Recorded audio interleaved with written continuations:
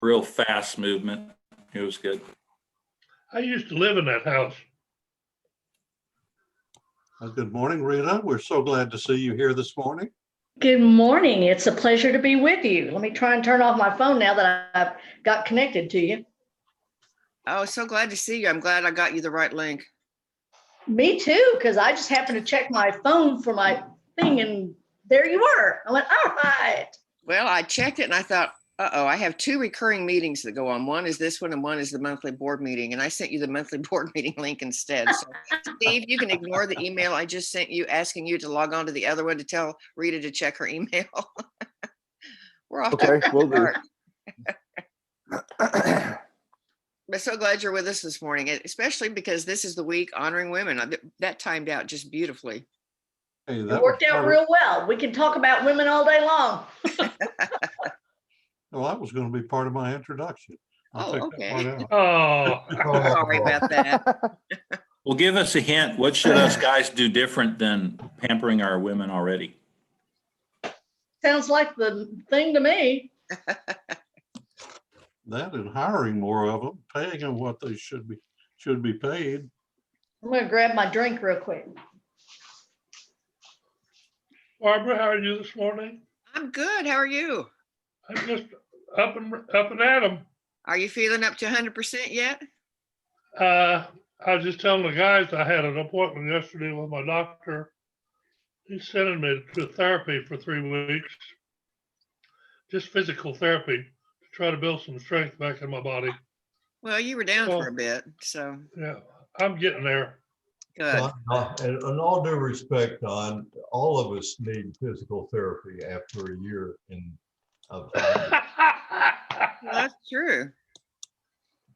Well, don't be all inclusive. Now, Mike doesn't need it.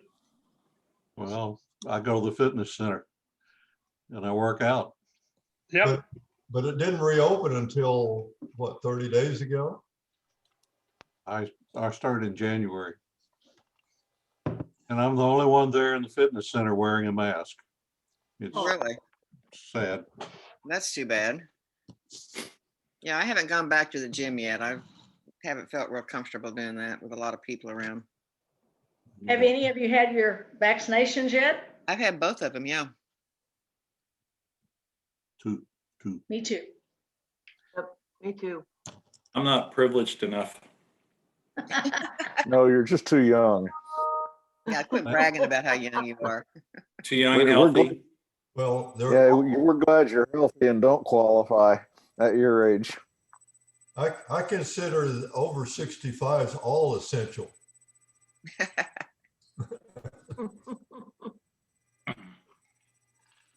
Morning, Carolyn. Good morning. How are you guys? Good. How are you? Good. Hi, Linda. Hi, Martha. Hi, how are you, Carolyn? You look good this morning. Hi, Mike. Hi, Carolyn. You're looking very nice this morning. Thank you. Hi, Jim. Hi. Hi, Steve. I think we'll let, Good morning. guys, we'll probably let the women talk today since this is our night, so. That's right. Smart move. Live. I can't out-talk mine, I tell you that. Kathy. How's Well, Kathy, Jim? Huh? How's Kathy? Yeah. She is carrying on. She, of course, will always probably get the rheumatoid cloud over her and the fatigue aspect of it. But we're hanging in there, and she's regaining some strength. So thank you. Well, good. Give her love. Good. Good morning, Jeff, our newest member. Well, good morning, everybody. How are y'all? Hi, Jeff. Glad to have you with us. Well, good to be here this morning. Hey, Laura, are you in town or are you traveling somewhere? I'm in Oklahoma City. Ah, okay. My dad lives here and he's kind of having some issues. Oh, I'm sorry. Oh, Nothing life-threatening, but thank you. Hey, Jim. Good morning. Good morning, Jim Connors. Good morning. Hi, Martha. Good Oh, morning, Andy. good morning. Hey, Andy, I got a question. Sir. Are you going to consummate school photographs latter part of this year? Or? Oh, man, I'm so excited. Last Thursday and Friday, I photographed Eisenhower Elementary, and Monday I did Carnegie Elementary. Cool. And both of those schools I've been after for many, many, many years, saying I'd like to do your photographs. And Eisenhower, I have been doing them for many years. And Carnegie, the last 2 years saying, hey, I'd love to work with you. Well, they finally let me talk to them last year to know that they chose someone else. And then they called me last minute and said, the person we hired kind of moved out of town. So I was thrilled to be at Carnegie Elementary Monday. That's great. Thanks for the question. So my kids went to I've Carnegie. been loving that 35-year career I've had working with kids. Well, I don't remember taking my picture when I was at Eisenhower. Well, Eisenhower, when we were there, Steve, was at. That's before I got the contract, Steve. Andy didn't probably take those. I was there in the 5th grade and I don't think they took any pictures. No, Was that prior film? Pardon? Was that prior film? Oh, Oh, thank you. ouch. He left. Yeah, go away, Andy. 50. Speaking of school pictures, I was going through some of my parents' mementos when they passed away. They graduated high school in the 30s, and they had photographs, but they didn't have a yearbook. What they had was the local newspaper had printed multiple sheets with the pictures of the graduates on the sheets, and a special edition. I guess they did that often back then, but it was all they could afford back during the Depression. Hi, Janet. Morning, Janet. Morning, Joy. Morning, Hey, good everyone. morning. Hi, Joy. Hi, Megan. Morning, ladies. Hi, Bill. Hi, You Kim. too, Bill. Where you at, Joy? Gifty's there. I'm in Aspen. Morning, Megan. Morning. Joy. Morning. Hi, Tamara. Hi, Gary. Paul Micus is on. Hi, Scott. Hi, Kit. Paul Micus. Yeah. There's Tim, Dr. Tim and Dr. Scott. Yep. Dr. Janet.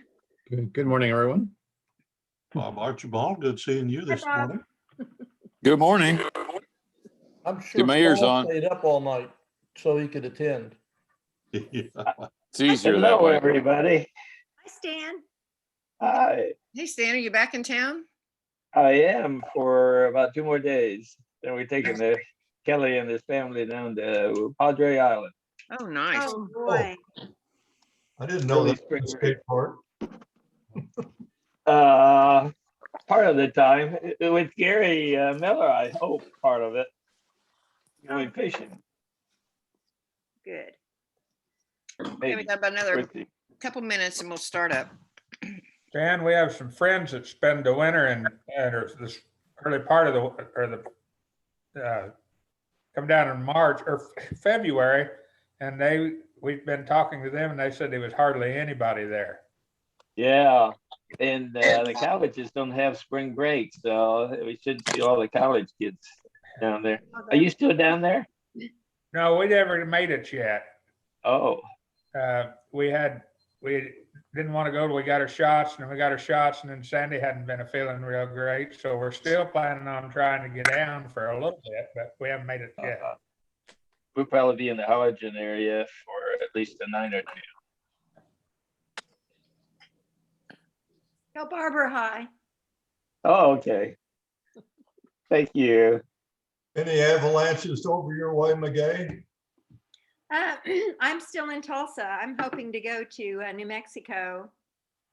Probably in the next couple of weeks. I've got a tennis match, but it'll probably rain me out. So. I assume that's indoor. Tommy. No, It'll be outdoors. Tommy Williams is playing a lot of tennis down in Sanibel Island. Oh, I bet. He started, I think, about 75 years of age. Oh, how wonderful. I'd love to play with him. Surely they play pickleball down there, Stan. Yeah, they play a lot of pickleball. I don't even know what it is. Oh, it's fun. Okay, we are going to start Rotary. My house is a mess right now, so the big heavy bell is in the other room, and I'm not going to go get it. So, bong, we're starting. Mike Bibby, you are the Rotarian of the day. So, would you start our meeting for us, please? Yes, I will. Welcome, everyone. It's a great day to be alive. Would you join me as I pray? Heavenly Father, we worship you and praise you for who you are, our Creator and our Redeemer. We pray for peace and a time of kindness. We pray for our health and an end to the pandemic. We pray that Rotary can make a difference in our community, our country, and the world. Amen. Yeah. All right. Pledge of Allegiance. Everybody silently. I pledge allegiance to the flag of the United States of America and to the republic for which it stands, one nation, under God, indivisible, with liberty and justice for all. Back to you, Barbara. All right. Good morning, everybody. Good morning. Yes. All right. Well, I hope everybody's doing well. Wanted to see, do we have any guests? Did anybody bring somebody? I don't think I see any extras. Okay. Well, what about birthdays or anniversaries?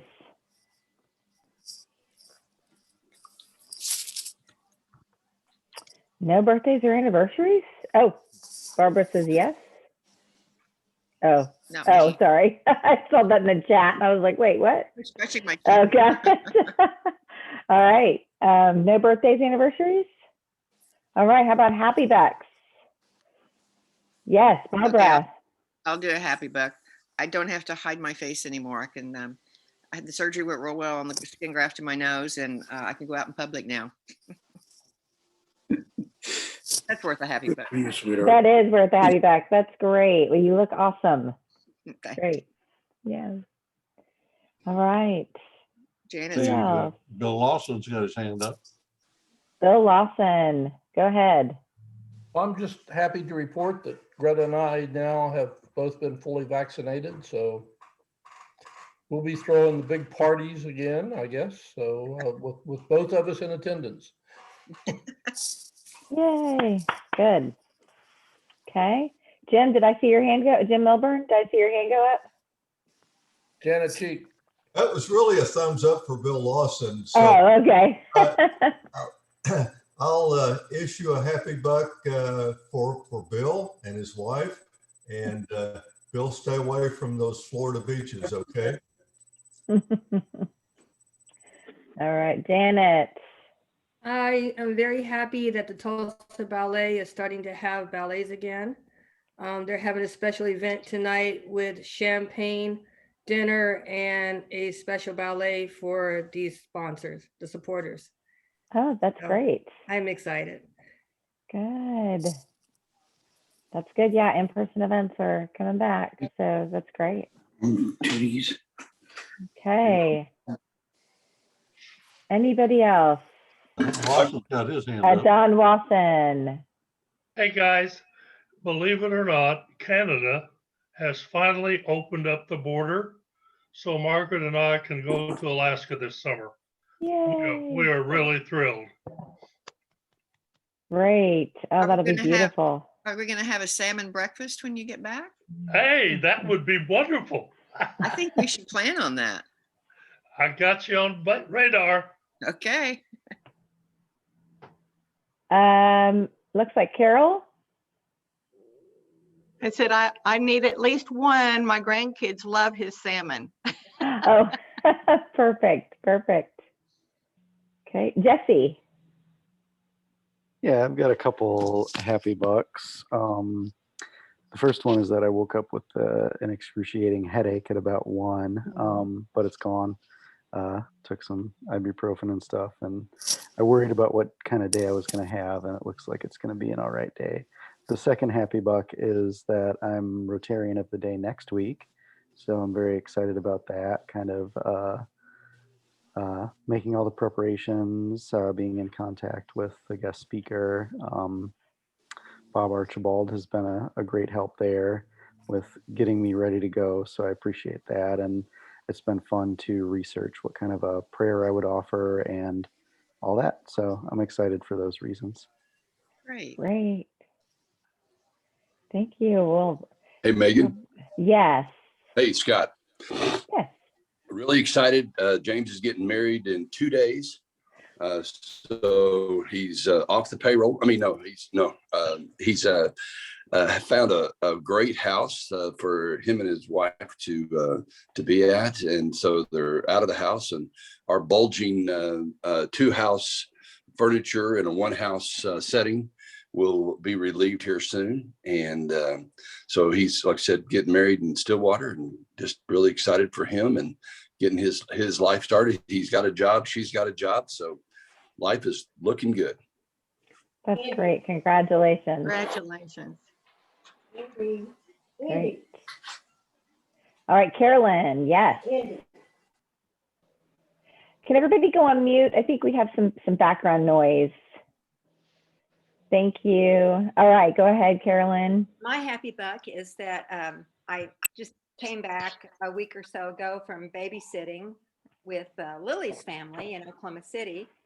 Her parents went to Puerto Vallarta, and we enjoyed ourselves, all 5 kids and I. We laughed all the time. The 3-year-old is absolutely hilarious.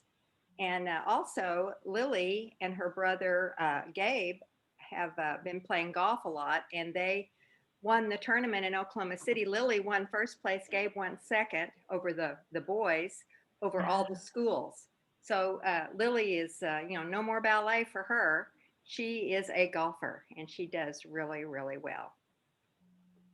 That's great. Love golf. Lifelong sport. Will help her in many ways. Joy.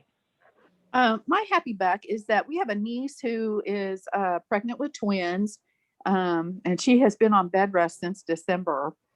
But anyway, she had a checkup on Monday, and each of the twins weighs 4 pounds, and things are moving along smoothly. So it's just really been a miracle, because she almost lost the babies a couple of months ago. So we're just really excited about where we're at. Awesome. Babies. Okay. Anybody else? I'm looking. A lot of great stuff this morning. Okay. Oh, Carol, yes.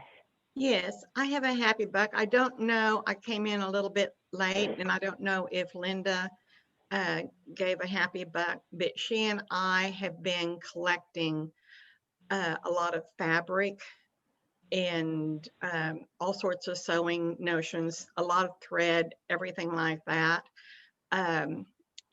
Anyway, we literally had our pilot packed to the gills.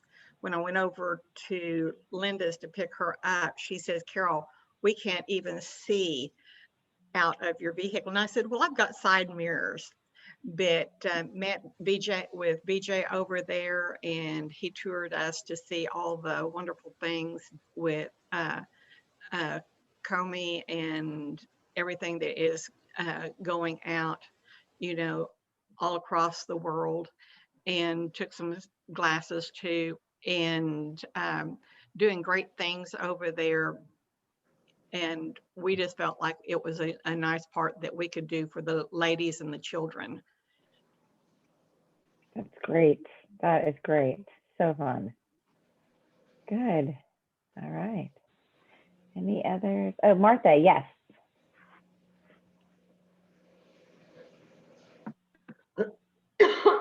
excuse me. I really feel like I shouldn't be doing a happy buck because I owe some money on my happy bucks, and I thought I read somewhere that we were supposed to prepay, and I can't write a check for $1 a week, so I thought I would kind of accumulate them before I send a check. So Mike, you'll be getting a check for my happy bucks, I promise.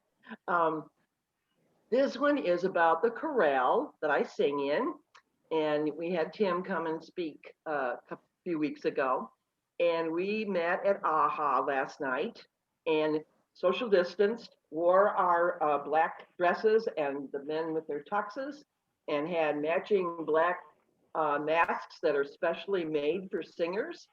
And we recorded a group of songs that are oriented toward peace. They will be being played at AHA. There is a display right now that an artist has done that is about race relationships and what's going on in Tulsa in the future, how we are all going to get together and how we're going to have more peace between the different races, and that we're going to be working together, and that, you know, there'll be happiness. And it's his portrayal of this. And then our singing will be the background. And apparently there's going to be some other things too, and I'll let you guys know. There's going to be some free streamings of this. And then in May, we're going to do the entire concert, which is about 8 or 9 pieces. So I just wanted to keep you up to date on what's going on. It's absolutely fabulous. You get a buy on that Great. happy buck. All right. Any others? Looking. Great. I'll give one. We are headed to Florida on Friday for our spring break. We're going to Dustin. My senior son he is going to be on a senior trip, and I'm going to have 3 other teenage boys with me at another condo. So I have traveling for 12 hours with four teenage boys all the way to Florida. So wish me luck. But it's a much needed vacation. Maybe a little stingy. But wow. All good. Oh. So on that note, the joke of the day, actually, Barbara, could you allow me to share my screen? I certainly can. This has a visual. There you go. You got it. Okay, let me see if I can get it up here. All right, can everybody see that? In a minute. Yeah. Okay, so here's my joke of the day. I thought this was kind of funny. Yeah, I don't know who needs to know this, but eating in one of these zones is only safe and romantic if no one farts. Flatulence is always a great joke in my house. So you'll have that is also you'll have a great time on your trip. Yeah, exactly, right? So little ha-ha for the day. Stop share. Okay, good. Okay, back to me. Okay. Oh, Linda Ortega. Yes, ma'am.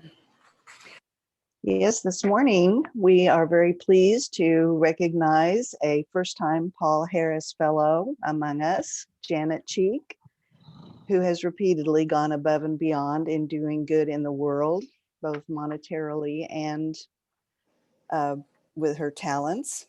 She's a very strong MSNI supporter, so we're happy about that. And you're joining, Janet, 41 other Paul Harris Fellows here in Sunrise and millions around the world.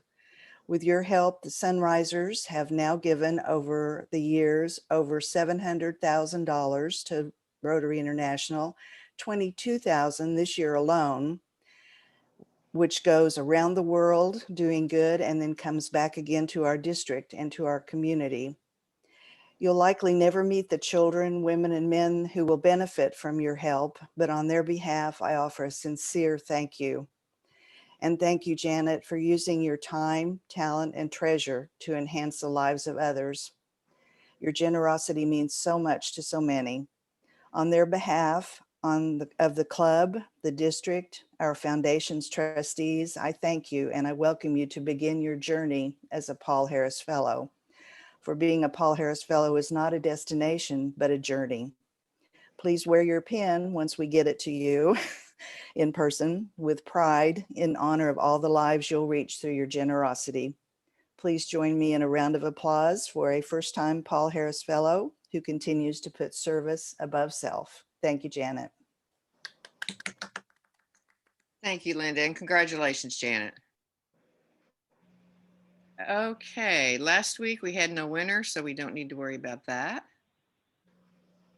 This I thought was very cool. Herb sent me this note yesterday. I don't know if you all are aware of this, but I've been ordering more on Amazon than normal. There is a way on Amazon where they will donate to your selected charity if you will just go to their specific website. Instead of Amazon.com, it's smile.amazon.com. And everything that you purchase under that smileamazon.com, a percentage, small percentage, but a percentage of it will go back to the charity that you select. And I've been doing this for years for Tulsa Air and Space. And I think this quarter I got a notice that $34 of everything I've been doing went to Tulsa Air and Space. Herb just got a notice that $4,000 of dollars went from Amazon to Rotary International, which is amazing. So Herb must be spending a lot of time on Amazon because that's a lot of money and that's really very cool. So I just thought I'd show you that and show you the impact of what Amazon Smile has done for charities all over the world. So that's really cool. So if you all don't have a specific charity and you use Amazon a lot, think about, it doesn't have to be Rotary, it can be any charity, but that's a wonderful thing to do. And it's a very easy way to contribute, be a part of solving issues, solving problems. Okay, Ellie. Here I am. Okay, I'm going to stop sharing and you can pull a number and then I'll bring the screen back up. Here's the bucket. Hope it's you again, Barbara. I can't be 3 in a row. I'll repeat. Ah, new one, Megan Korn. Yay, Megan. I did not expect that. I'm a little surprised. Yeah, I have to pick a number, right? Yeah. Yes, and I will tell you there's $211 in the pot. Oh, it's exciting. All right, 31. 31, come on up.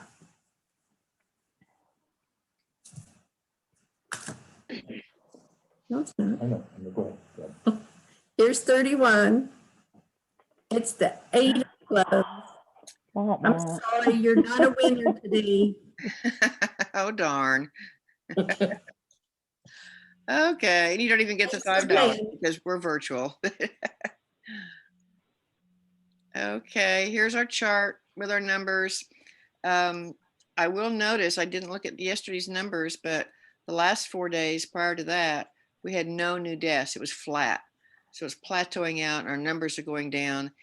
And I'm being very positive that in April, I don't know if it's the first week in April or the second week, but I'm going to work on having us be able to start meeting in person again at the Marriott. And we'll do Zoom as well as in person.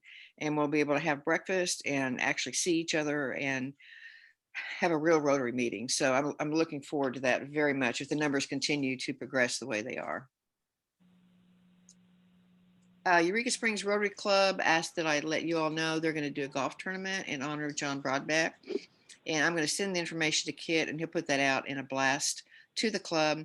You get another person, you sign up, you go over there for a couple days. And it sounds like a really fun thing to go do if you're a golfer. It's in July, so you've got some time to think about it.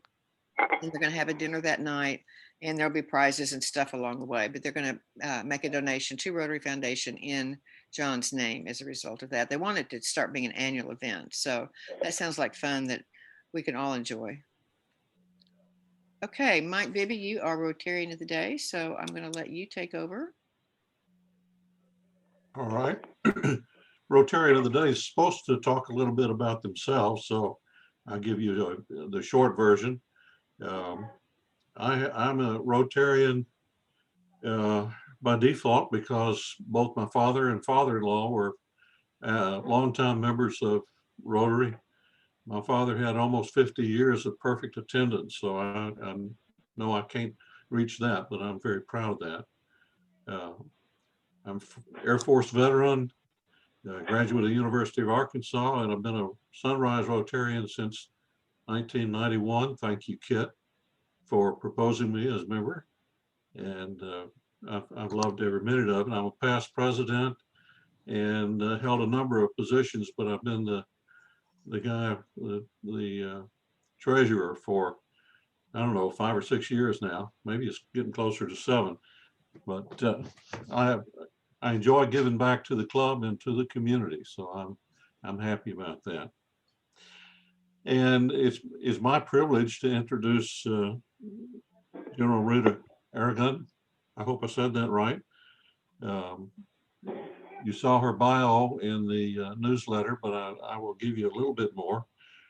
She received a Bachelor and Master's of Science from Central State University. She enlisted in the Air National Guard in 1979 as an airman. That's the lowest rank there is. I was one of those when I joined, but I never got very far. But she rose through the ranks to become the first female brigadier general in the Air National Guard. She finished her career as a major general, which is amazing and wonderful. She retired from the Guard in, I think it was 2007. And 2 years later, she was appointed as secretary to Mary Fallon's cabinet, Secretary of Veterans Affairs. And I'd love it if Rita would tell us a little bit more about what that job entailed, because it's not in her bio. She's also served as a teacher. She's been a teacher for life and a school principal. She was selected to officer candidate school as a third choice. The first choice dropped out, second choice dropped out, and they said, oh, well, we'll send Rita. So, and that's a story upon itself. So I'm gonna introduce Rita, but I'm gonna ask her to talk about her marriages, her children, which are not included in the bio. Ask her to talk about going to Harvard to speak. That I've listened to your oral history, and it's marvelous, that story. You pulled a fast one too. So it's my great pleasure to introduce General Rita Aragon. Thank you very much. It's a real honor to be with you today. I hope you all can hear me. Can you hear me? Everything's okay? All right. I muted a while ago when we were asked to mute because I follow directions pretty well. So I wanted to make sure I was back on.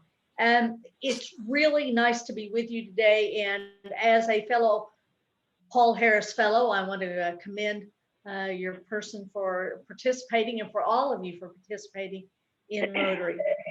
I was asked to talk about my career and my life, and I'll try and summarize it real quickly because I can talk on and on and on about me. So let's just get on with talking about women in the military since it's Women's History Month. I did not join the military to become a general. I did not join the military to become even an officer. I had a master's degree and I joined the Guard because I was a school teacher and we were having a we were striking because we didn't get enough money. You've seen that done just recently last year. But I didn't want to strike because I couldn't afford to. So I had to figure out something to do. And so a friend of mine at church said, we'd like for you to come join the National Guard and we'll rush through your application so you can go when the strike starts. Well, they didn't get it quite ready as the strike started, but I did get there. And he's right. With a master's degree, I went in as an airman, basic slick sleeve, no stripes, no bars, no anything. And I was grateful that they took me in. because in the Air National Guard, and later I became the commander, which meant I was commander over Tulsa as well as Oklahoma City. Girls were not particularly wanted at that time in 1979, but they accepted me and they allowed me to come in. So to fast forward to where I kept applying for, because I had 2 degrees, I kept applying for an officer position. And the one that he will think is funny is that they thought they would pick me third. Now, back in those days, we had bank vice presidents, we had school superintendents, we had all kinds of folks that were enlisted because there just aren't enough officer positions. And so you had to come in and prove yourself, prove your worth to the organization before they would offer you an officer position other than medical. Nurses came in and they were given authority, but we only had 1 nurse on the base at the time. And so she was our only female officer, and I didn't have much to do with her because I wasn't medical. That's the first thing most people ask me. Oh, were you a nurse? And I go, no, I have no medical background, even though I did later on take on the command of a medical group. So we go in and we interview and we go through the whole process and they look at your records. And so the first guy that was selected #1 did not have a college degree, but he had been with the organization a very long time and they felt like he deserved an opportunity for a shot at an officer position. And it was to be an administrative officer. So there weren't a lot of technical requirements for that. You took care of the administrative needs of the organization. So he went to basic training, went to officer training, and to be truthful, officer training is a lot of academia. It's not just as an administrative officer, but background history on the military and on and on and on. And he didn't make it academically. So he was booted back to the organization and they said, okay, well, we'll send the guy who is vice president of a bank and he does have a degree, so we know he'll make it academically. I was the 3rd choice, by the way.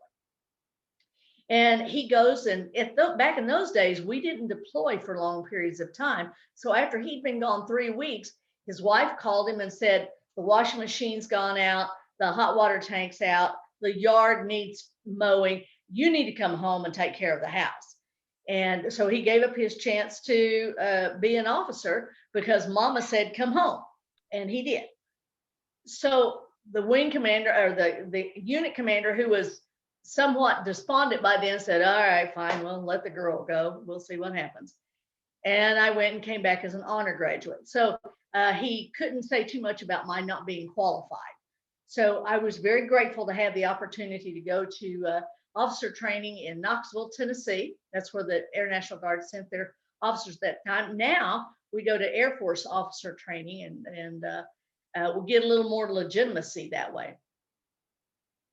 I came back and I worked in every position you can imagine in the organization. And to fast forward about 10 years, I was working for the wing commander at the time, and he said, I want to give you a shot at being a commander. And I went, because we'd not had any women commanders in the state. And I went, oh, and I was a little taken aback. And I thought, I mean, it wasn't a position that I applied for, but it was a position that I can make major in. And I thought, I was a captain. That sounded good.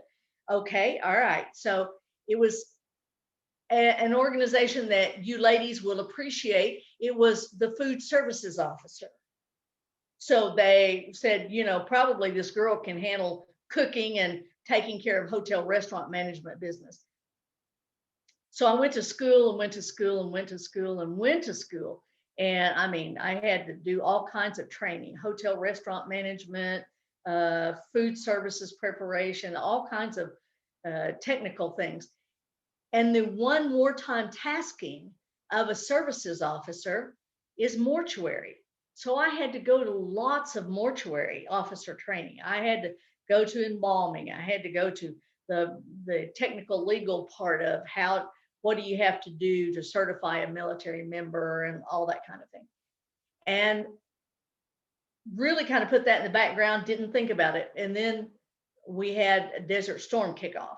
And all of a sudden, all the mortuary officers were needed all across the country. And they sent me to Dover, Delaware, which is where bodies came in from the theater, where we prepared them and got them ready to go home and put them in their uniforms and all that. And it was a short-lived war, so I wasn't there long. But I came back home and something else happened. We had the Murrah bombing. And I was, at the time, the only qualified mortuary officer in the state. And so I was called up immediately and told to go to the First Christian Church in Oklahoma City to be there to help notify families of the death of their loved one in the building, because we had several military members who were killed. Excuse me, I apologize. That was considered my second war experience. And so I was very honored to have the opportunity to not only notify family, but to actually go in to the mortuary and help identify remains of all different kinds of folks, including children. One of the things that bothered our men the most, and I was the only woman in there, the thing that bothered them most were the children, of course. And we had, as you know, 18 children who were killed. And so my job was to identify those remains and then notify the parents that their children were deceased. I could tell you lots of stories about heart-wrenching experiences there, but the big part of it that was good is that I felt it was my opportunity to give back to the families of those who had lost loved ones in the Murrah bombing. Again, that gave me an opportunity to, it was a terrorist event, so I now had two combat opportunities under my belt, and that gave me an opportunity to move forward in the ranks of officer and of commander. I moved around the base because I was the only woman commander, and when there was a problem with people or money, I was sent in to get the unit organized and orchestrated and moved forward. A lot of hairy things happened in the mediation of all of these things that happened. But what did happen, and I really felt like they were sending me to all these different units because sooner or later I would fall on my face, right, ladies? I mean, you know, how could I possibly know how to do all of these military things? And the truth was, it was about people and money, and that was my background, and so I understood that and was very lucky. I had the opportunity to become the first woman commander of a state's Air National Guard, and when I was promoted to Brigadier General.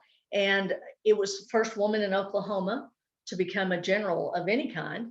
And so it was a big deal, and it was well celebrated, and I got lots of notoriety. That said, when you're under the white hot light of you're the first, you better not screw it up, you had to kind of help tell everybody, look, I'm just a girl. I'm trying real hard to do this job, you know, work with me. And fortunately they did. The story that Mike was talking about a while ago was I had the opportunity to be the first woman to go to Harvard to participate in the Russian General Officer Security Course. Now, that's important because it was the first woman at Harvard, but it was also the first woman general. And so going into this course, I was a bit nervous. And so they told us, they said, everyone brings something from your organization. Now, I was the only Guard member to go. Everybody else was general officers and Navy flag officers and on the active duty side. And so I'm going like, what am I going to take to give to people from Oklahoma? So I went over to the Capitol and went through their gift shop and said, they had a lot of candy there with Oklahoma symbols on them. So I went back to my staff and I said, you guys are pretty artsy, craftsy, and you're very talented. Let's see if we can figure out how to fix some candies so I can take to from Oklahoma to Harvard, to Boston. And they did. They made wrappers on top of Hershey bars, all different kinds of the little Hershey miniatures. And they said, Brigadier General Rita Aragon, Commander, Oklahoma Air National Guard on them. So I would hold it up in the morning and I say, gentlemen, chocolate doesn't lie. I am a general and I am the commander of the Oklahoma Air National Guard. And they would get a giggle out of that, but mostly they really loved having the chocolate. And being an old school teacher, I found very quickly one of the best things you can do to win over children and to win over men is to give them candy, right? So we did very well. Well, that was my way of ice breaking and getting to talk particularly to the Russian guys, who, by the way, they told us that the Russians spoke no English. I assure you, I spoke no Russian other than Do Svidaniya and Da, which I learned on Hunt for Red October with Sean Connery. That was my extent of Russian. So I got to Harvard and they hooked us up with little hearing pieces and they were translating for us. And I hear on the earpiece, so where is this woman general? And it was one of the Russians asking for me. And I went, hi, y'all, I'm Rita, I'm from Oklahoma. So that meant I had a lot of credibility to overcome to begin it. But as we went through the time and I kept giving them chocolate, I had the opportunity to get to talk to them about their wives, their mothers, their sisters, and their daughters, and found out very quickly that they all felt that their mothers were the bulwark of their family because all of their fathers were in the military. So they were gone a lot. So mama had to rule the roost and raise them to become good military members themselves. And when they talked about their wives, they were the ones who stayed home and took care of their children, raised their families. So we built this communication of understanding that the roles of women weren't really all that different than the roles of men. Now that you can pull 9 Gs in an F-16, which I have done, with just one little pull of the finger on the throttle, you can take the mightiest weapon in the arsenal to fight the enemy. So it doesn't take a lot of strength nowadays to become a fantastic military member, but there are some things that you do need in your toolbox, and those are wit, intelligence, and knowledge. And so one of the things that I tried to convince them over this period of time is that I am a funny person, let's face it, I am, and that I had knowledge of military history, military weapons, and had gone to war college and understood not just the fight of the Air Force, but the Navy and the Army as well. So we get down to the last night of the event and Russia is going to host the dinner, our last dining out. And so we walk into this big room and there's this big long table and a big head table, of course, of which I was not invited to participate in, but I sat at the long table, and at every place setting, there was this beautiful sculpted decanter of 180 proof vodka.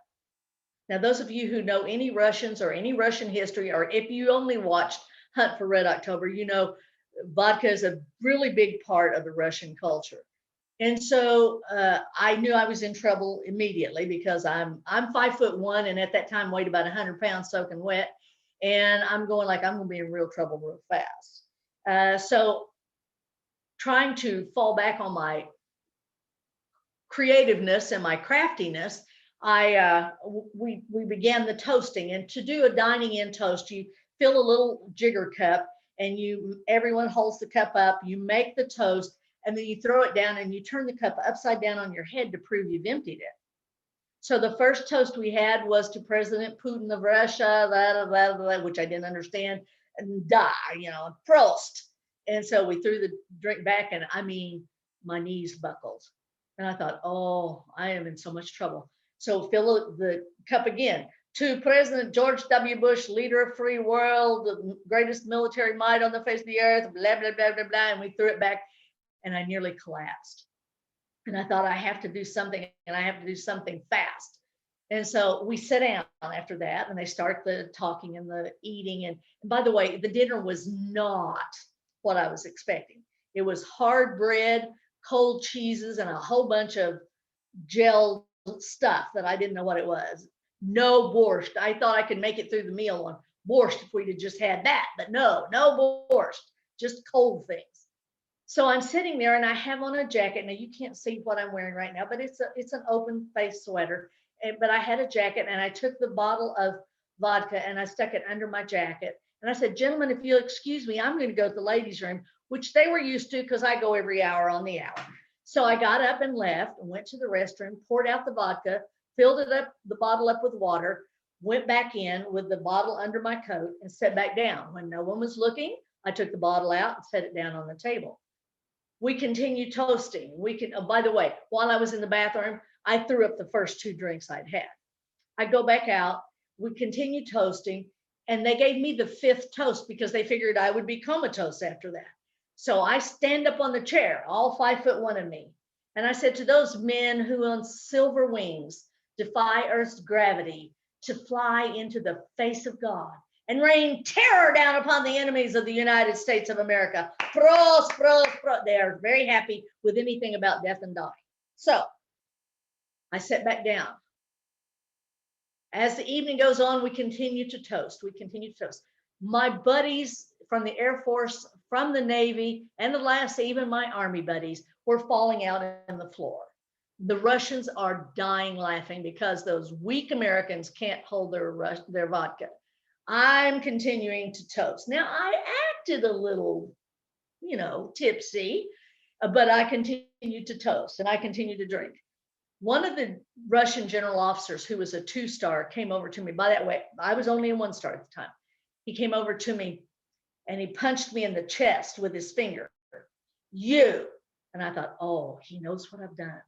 You know how guilt runs over you, particularly, women. We're very used to having guilt poured on us. You are a real general officer. And I went, yes, I am. Yes, I am. And the whole trick there, and what I tell young people today when I speak to young cadets or I speak to young men and women in schools, is it's not about the vodka. It's not about being a trickster, but it's about understanding your enemy and knowing what you have to do to be able to defeat the enemy on his own turf. And I would say that's the same whether you're talking about business or even families. What do you need to do to show that you're a valuable component of your business, of your home, of your community? And I know that y'all, being my fellow Rotarians, understand that part very significantly, and you are doing your part in supporting your community and supporting your families. I could tell stories all day long, but I'm sure you don't want me to. I appreciate being with you.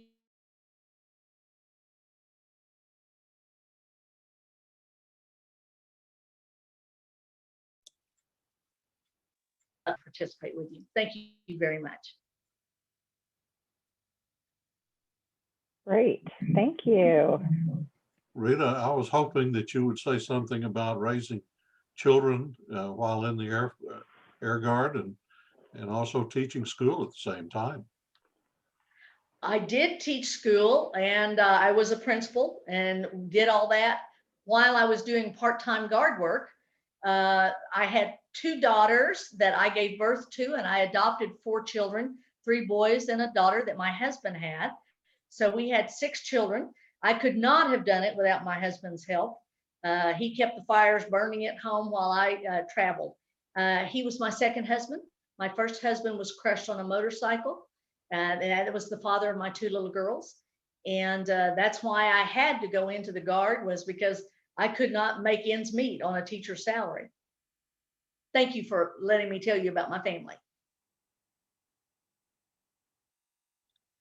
Megan, are you going to feed? Yeah, there's a question in the chat. It says, have you been able to attend any Rotary meetings in your travels around the world? I have not attended outside of the U.S. I have attended other Rotary meetings in the nation, certainly in Washington, D.C., because I was assigned there for 4 years. My general officer status allowed me to work at the Pentagon in 2 different positions, well, 3 different positions actually. So I worked as the assistant to the Secretary of Finance for financial management for the Air Force. And then I was the deputy to the Chief of Staff for the Air Force for manpower and personnel. So while I was in Washington, I got to attend, and certainly as I've gone across the United States, if I happen to be in a City where we're having a Rotary meeting. It's a great chance to do my away from home meeting. Very cool. Good. One person asked, did any of your children join the Guard? Yes, they have actually. My daughter, who was received all of her medical education, is a PA, and she served in aeromedical evacuation. She did 15 years in the Guard, and my grandson is now in the Army Guard here in Oklahoma, and he serves in the 179 Infantry. That's great. And people ask me if my husband was in the military, and I go like, no, he would never stand in line for anything. No. and being in the military constitutes a lot of waiting and standing in line. Oh, okay. That's good to know. Okay. Well, as someone said, thank you for speaking and go Pirates. We have that comment. And then, and then let's see, Mike says, speak about the Women's Memorial in DC and your retirement ceremony. Oh, thank you very much. Because my last assignment was at the Pentagon, I was allowed to retire from the Women's Memorial. I was one of the founding members of the Women's Memorial in Washington, DC. It's beautiful. It's at the gates of Arlington Cemetery, and everything there is done electronically. They have a big room, and you can go in and look up women on computers, women who have served in the military. My daughter and I are both in it, and a lot of women from Oklahoma. If you know any woman who has ever served in the military, they are eligible to join the Women's Memorial in Washington, D.C. And all you have to do is go to WIMSA, W-I-M-S-A, or Women's Memorial in Washington, D.C. And it'll pop up a frame and you can join just by entering your information there. You do have to have your DD-214. That's a piece of cake for everyone who's ever entered because you have one when you leave. The Washington Memorial is the only memorial dedicated to women until we dedicated a memorial here in Oklahoma City. Well, there's also one now out in Tulsa, out at the cemetery out there. I'm trying to think of the name of the cemetery. They do a lot of patriotic things out at. Does anybody know the name of that cemetery out? Sorry, can't think of it right now, but they have a memorial to women who have served from Oklahoma. And then in Dell City, Oklahoma, by Oklahoma City, there is a memorial to women. So those are starting to pop up. We are looking at doing one in Oklahoma City at the state capitol because we have, as you know, a memorial to all who participated in the wars from Oklahoma from Civil War on up. So if you ever get a chance to go to the state capitol, the memorial, the war memorial is right across the street from the state capitol and right next door to the, they call it it's the Supreme Court of Oklahoma, but they call it the Judicial Center there by the Capitol. Oh, that's great. So, and Jim, I don't know if this is a question. I'm trying to figure out in the chat. It says, General, you have carried many duties of a chaplain. So it must be just a comment, I think, not a question. I have not been a chaplain, but I have been a mortuary officer. Okay, okay. It says, do you think people realize the strength of American Air Force? I do not think that we tell our story well enough. The Navy has all kinds of TV shows and movies about it. The Air Force has tried to do a TV show and it really went bust. It was not good. We have the mightiest Air Force in the world. We have the mightiest military force in the world, by the way. And we have not only the finest equipment, but the finest trained people. And that comes back to a weapon is only as good as the person who operates it. So training America's finest young men and young women are the most important part of our defense system.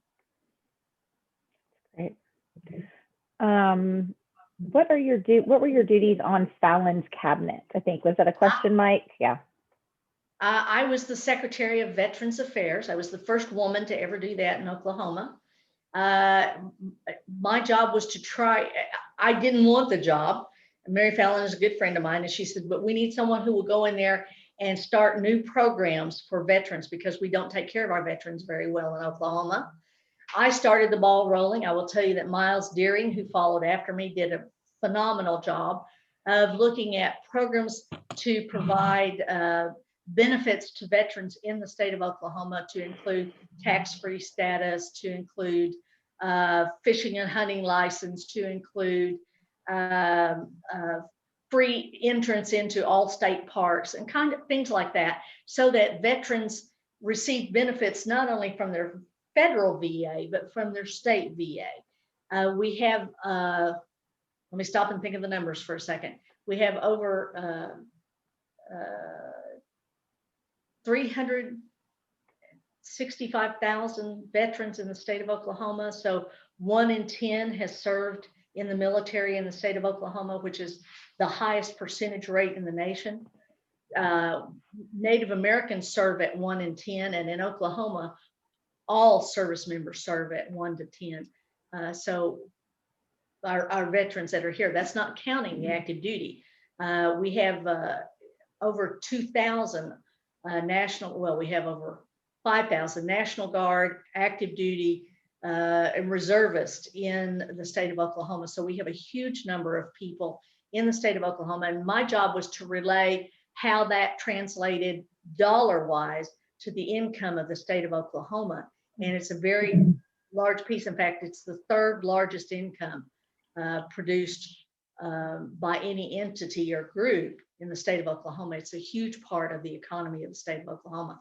5 active duty bases, which I was the liaison to all 5 active duty bases, and then 360,000 National Guard and military veterans. Military veterans. We have 2,400 National Guard. It's a lot of numbers to throw at you real fast, and I'm not good at numbers. We do have a comment that says, thank you for your Air Force food service. I can personally attest that Air Force food service really beats Army food service. That was from it is the best of all the branches. It is the best. I can guarantee you that. We're the only ones who don't call it a mess. The Navy people call it, they go to mess. The Army people call it mess, and we call it chow. Got it. And then there's the last comment in here just says, sorry, I recently learned about telephone operators that served in World War I. It took decades for them to receive recognition and benefits for their service. So they were called Hello Girls. And that was back when you had to actually plug in phones. And they did. Women served as the Hello Girls for World War I. And then, of course, in World War II, we brought in lots of medical women for nurses. That's one of the reasons that most everybody thinks if you serve in the military, you must be a nurse. They were a huge part of World War II in Korea. But yes, Hello Girls were a big contribution to the war effort during World War I. But women have fought ever since the Revolutionary War. I'm a daughter of the American Revolution, and I have 7 generations back. My great-grandmother was fought in the Revolutionary War and was actually imprisoned in Kentucky and taken to Quebec. So women have always been there. We just haven't always been in history. Great. Okay. I think that's it. I'm not sure. Andy, you said WAC question mark? WACS. WAC? Women's Army Corps. Okay.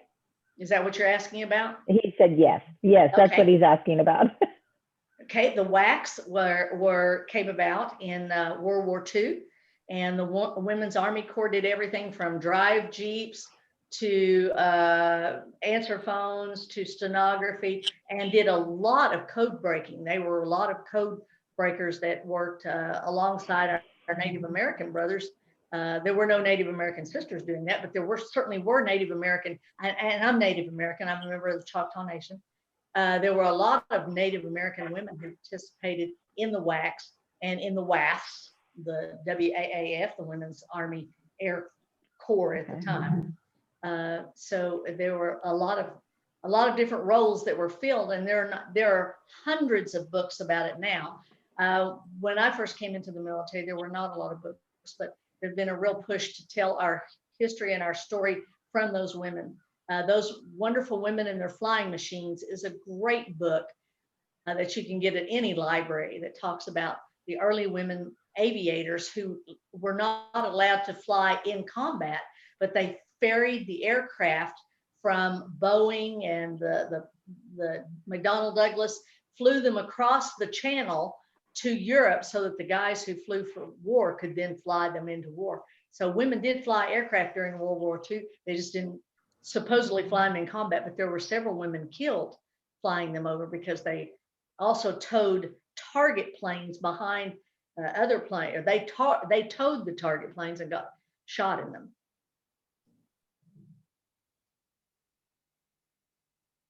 I'm on mute. Let's do this. So I think we have one more question here. It says, Don wants to ask, does your type 1 personality let you retire and enjoy it? I stayed real busy. I belong to 5 clubs and organizations. I served on Integris Hospital Board in Oklahoma City and in Edmond. And I serve on Honoring America's Warriors. And if you're ever looking for a good veteran organization to help support, Honoring America's Warriors does everything from dog training for service members to actually rendering final honors. We put military members back in their uniform and let them go to funerals and help honor those, because right now the active duty can only provide 2 people to serve at funerals, and we deserve so much more. Military members deserve so much more. So Honoring America's Warriors is online. They have a great Facebook and you can find out all about them. I serve several others to include General Tommy Franks. Many of you know him as a great Oklahoman, an Army member who was the commander in Desert Storm. He has a leadership academy here in Oklahoma. They bring in kids from all over the world, and I help on his board of directors too. So yes, I stay busy, and I have 13 grandchildren. So they all think grandma should, run errands. And I love doing that because I didn't get to do that for my children when they were growing up. I was working and doing guard stuff, so I was very busy. But now grandma has a lot more time, and I enjoy just doing that, participating with them in their school activities. Good. Awesome. Okay, well, thank you. Barbara, I'm going to turn it over to you. Thank you. We could listen to your stories, I think, for hours. What I wish is that somebody had an iPhone on video with a picture of you slugging back that vodka with a little cup on your head. That would have been priceless. Those of you. Well, if you Google me, you can see that whole story really told the whole story for the Oklahoma Historical Society. They have a video of that. Oh, well, okay. There you go. All you have to do is Google Major General Rita Aragon. Those of you who have not met General Rita, she's like a little bitty gal, and she's full of energy. And it's just a delight to have you speak with us today. I'm so glad the timing worked out. And being a Rotarian, you will appreciate this. As a thank you to our speakers, we make a donation to Rotary International to the End Polio Now project. So one will be made, thank you, in your name. So thank you so much for joining us this morning. This has been really delightful. It was a real pleasure to be with you all, and thank you so much for what you do every day. And I will end with my little proverb of the day. This is not a proverb, but this is from John F. Kennedy. Guard zealously your right to serve in the armed forces, for without them, there would be no other rights to guard. So with that, I will close, and we will look forward to next week with Jesse being our Rotarian of the day. And you all go and have a good week. And thank you again for speaking, Rita. Thank you. Appreciate it. Bye, everybody. Bye. Bye-bye.